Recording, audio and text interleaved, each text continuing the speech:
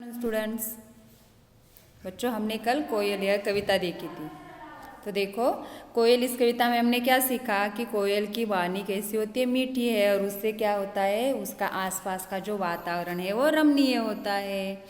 तो कोयल क्या करती है, कोयल क्या करती है, अपने मीठे बोल से आम में रस डाल देती है, और अपनी मीठी वाणी से आकाश से पानी भी बरसा सकती है। तो उसी प्रकार हमें भी बोला है कि कोयल की तरह मीठी वाणी रखो, उससे क्या हो जाता है, लोगों के दुख दर्द हम ले सकते हैं और उनको खुश कर सकते हैं।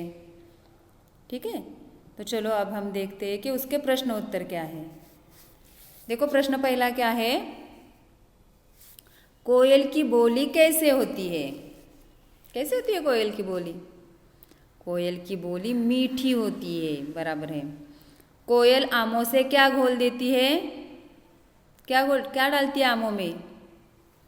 मिठास, बराबर। लेकिन उसके लिए कौन सा शब्द है कविता में? मिश्री। कौन सा है? मिश्री। कोयल आमों में मिश्री घोलती है। धरती कैसी है? प्यासी है, बराबर है, धरती प्यासी है। नीचे देखो लिखित में निम्नलिखित प्रश्नों के उत्तर दीजिए।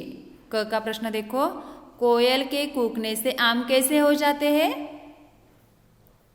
आम पीले और रस भरे हो जाते हैं, बराबर है। कोयल आमों में मिश्री कैसे घोल देती है? कैसे करके घोल देती है? कू कू कर कर घोल देती है। यस, कोयल आमों में कू कू कर कर मिश्री घोल देती है। सही उत्तर पर टिक का निशान लगाइए। कोयल का रंग कैसे होता है, सफेद या काला? काला। जो आम अभी लगे हैं वो कैसे हैं, मीठे रस भरे हैं या खट्टे हरे हरे हैं? यस, खट्टे हरे हरे। कोयल मेघों से क्या मांगती है? क्या आता है मेघों से? मेघ का मतलब क्या होता है? बादल। आकाश से क्या आता है, पानी या दूध? पानी। कोयल हमारे लिए कैसी छाया चाहती है, गरम या शीतल? शीतल छाया चाहती है, बराबर है। तो देखो कविता की पंक्तियां पूरी कीजिए।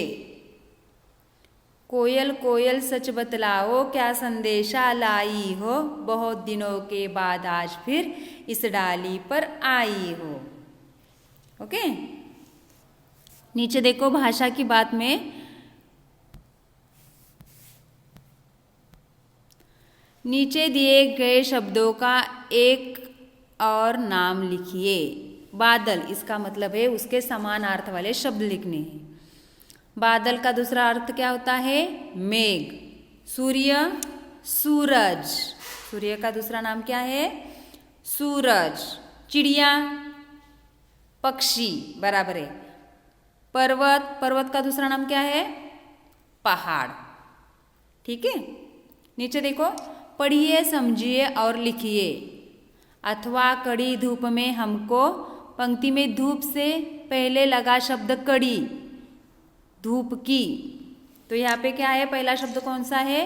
कड़ी धूप की विशेषता बता रही है। धूप की विशेषता है वो कड़ी धूप है। जैसे हम बोलते गर्मा गर्म चाय, ठंडी ठंडी पानी, ठंडी ठंडी बोतल, तो यहाँ पे उसका विशेषता बताई जा रही है। यहाँ पे धूप की विशेषता कौन सी? कड़ी धूप है, तो ये विशेषता यहाँ पे बताई गई। इसी प्रकार आपको दिए गए शब्दों के आगे लगे विशेषता बताने वाले शब्द को कविता में से ढूंढकर लिखने हैं।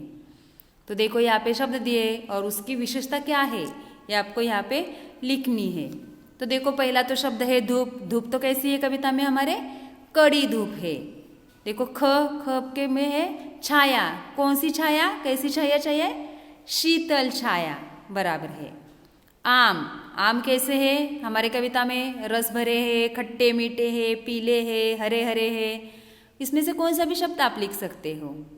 बोली, बोली कैसी होनी चाहिए? मीठी बोली।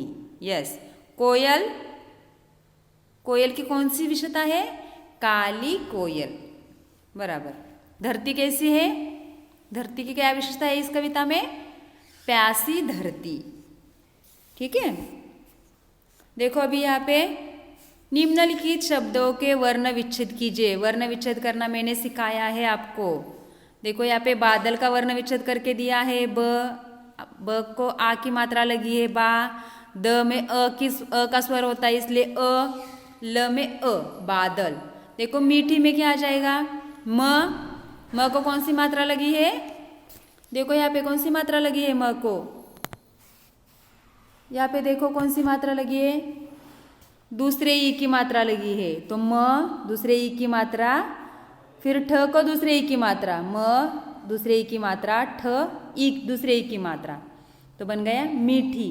वैसे ही छाया का देखो, छ को आ की मात्रा, य को आ की मात्रा, छाया। काली में देखो, क को आ की मात्रा और ल को दूसरे ई की मात्रा, ली। रस में देखो कौन सी मात्रा नहीं है, लेकिन अ का स्वर आता है हर अक्षर में, इसलिए र अ स अ, रस। इस प्रकार आपको यह सारा लिखना है, पूरा करना है। आपके पुस्तक में ये सब पूरा करो। आपको समझ में आया? ठीक है, चलो बाय बाय।